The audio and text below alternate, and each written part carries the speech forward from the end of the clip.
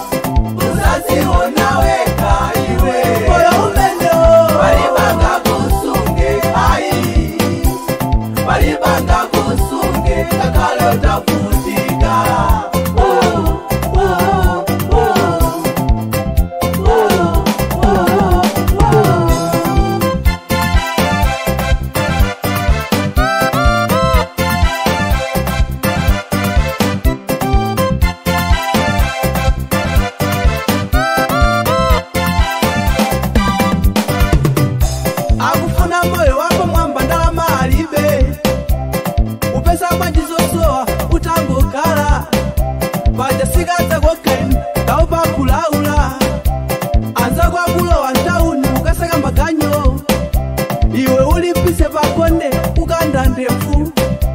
akumaenda monyada ngati amaja zake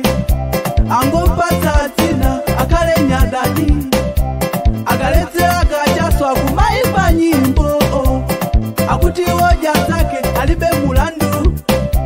akangoja nkukuta zake saenda akalezere kajaso azingoti nyosa ifeo